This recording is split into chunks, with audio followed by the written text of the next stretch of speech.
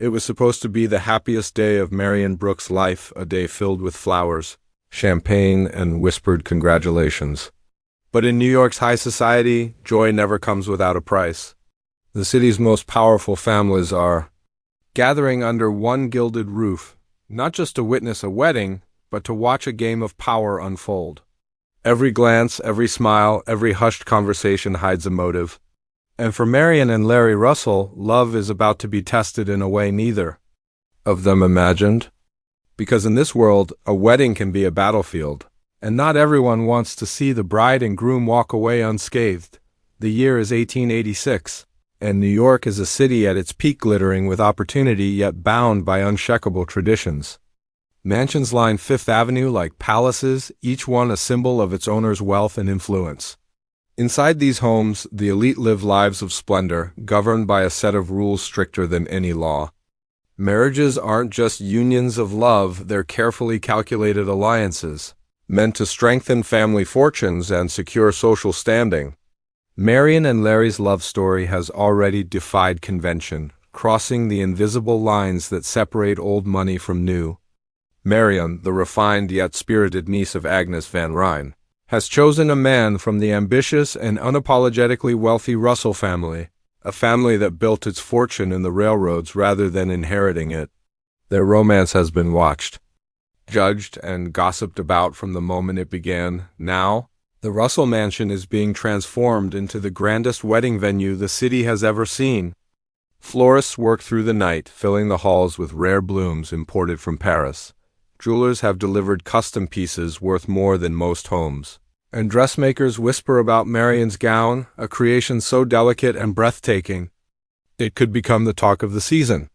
But beyond the satin and lace lies a growing tension. Every guest on the invitation list has been carefully chosen. Each arrival a calculated move in the Russell family's ongoing campaign to be fully embraced by New York's old guard. Yet the very presence of some guest threatens to upset that balance. Rumors swirl about an uninvited arrival, someone with a past tied to both Marian and Larry, someone whose appearance could turn this celebration into chaos. Larry himself, though outwardly confident, feels the weight of what's at stake. To him, marrying Marian is about more than love. It's about proving that his family deserves its place at the very top of society.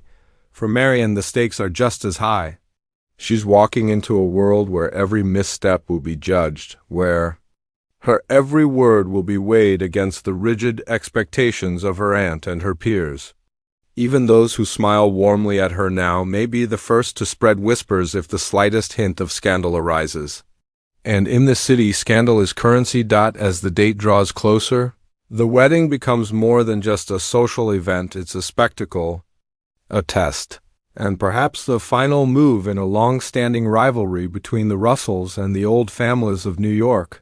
For Marian and Larry, the question isn't just whether they'll say, "I do," but whether they can survive the storm that's quietly gathering behind the grand facade of their perfect day. Because in the Gilded Age, love may light the way, but power and secrets are always lurking in the shadows. Ready to snuff it out? Preparations for the Russell Brook wedding had turned into something far larger than either Marian or Larry had imagined.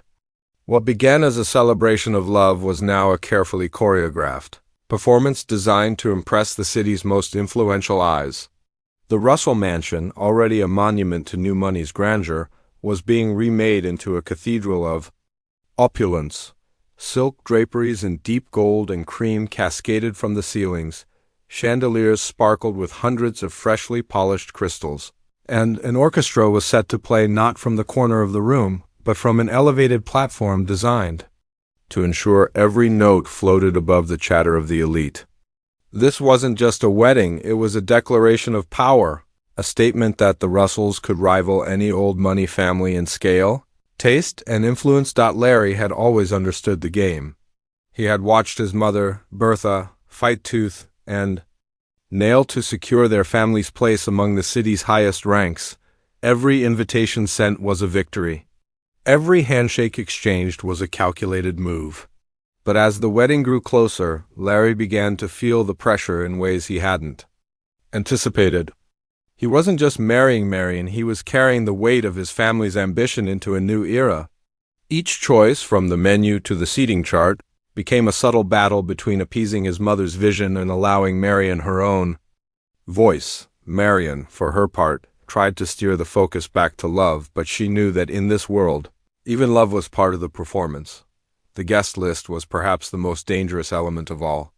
It read like a roll call of New York's power players, dukes and duchesses visiting from Europe, railroad tycoons, heirs to fortunes built before the Civil War, and a smattering of society columnists eager to pen their next headline. But beneath the politeness of these names lurked grudges, rivalries, and old wounds. One particularly contentious invitation went to the Astors, a family who had, until recently, avoided any public association with the Russells.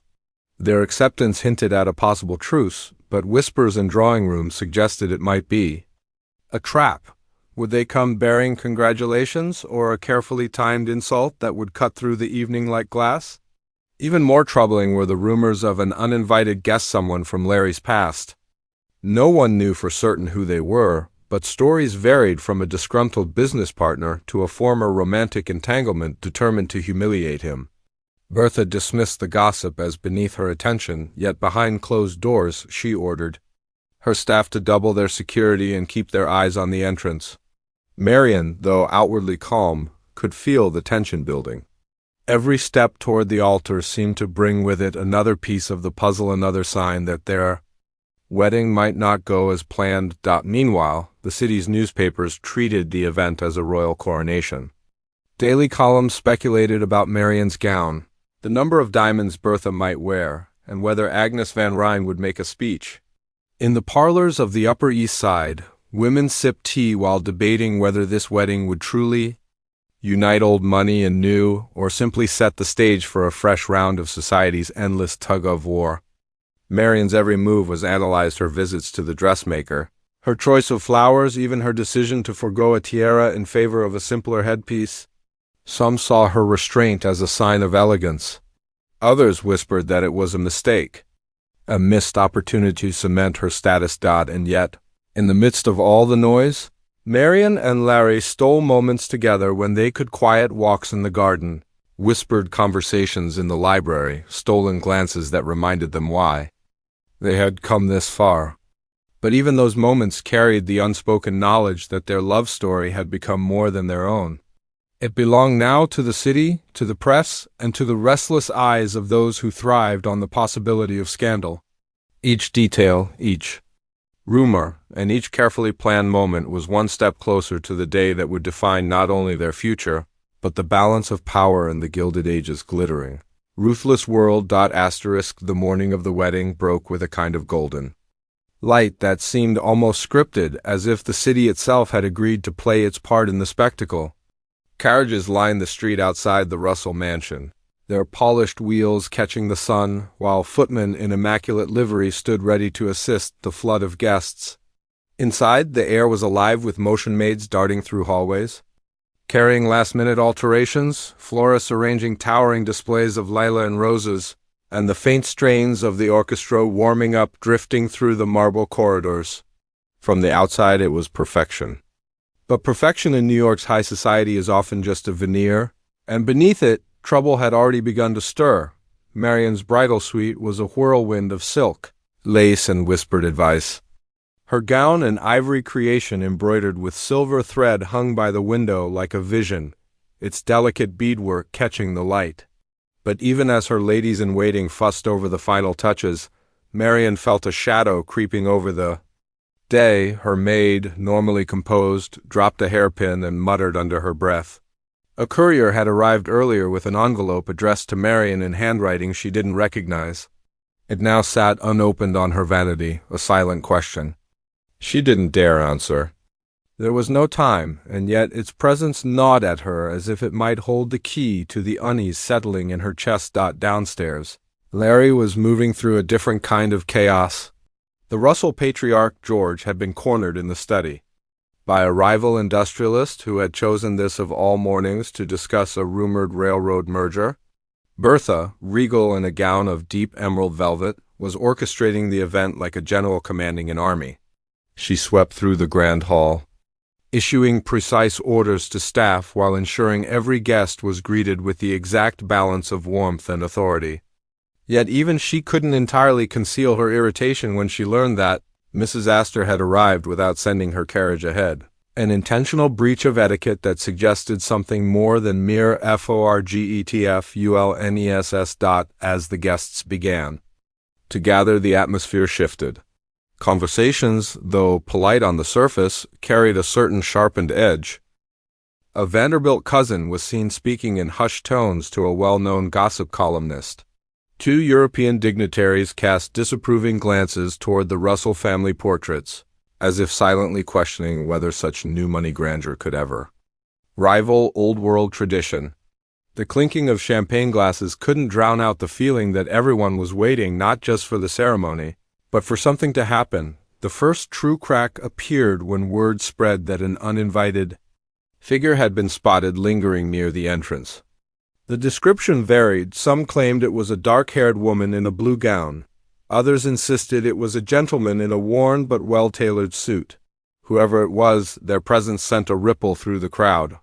Bertha immediately dispatched 2 footmen to investigate, but by the time they reached the doors, the mysterious guest had vanished into the street.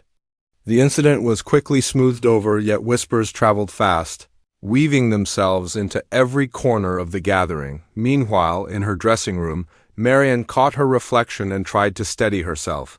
She knew today wasn't just about vows and rings. It was about survival in a world that would gladly see her fail.